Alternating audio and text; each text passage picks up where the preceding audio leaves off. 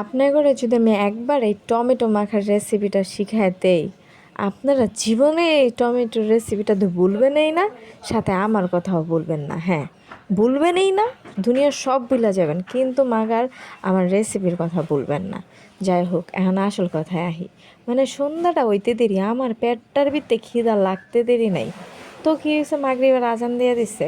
আজানের পরে আমি রান্না করে গিয়ে খুঁজতেছি কি খাওয়ান মাওয়ান যায়। ও মা, গিয়া দেখি ঘরটার ভিতরে কিচ্ছু নাই, মানে কোনো খাওয়ান নাই। আর এই যে দেখেন, লাল চিপস।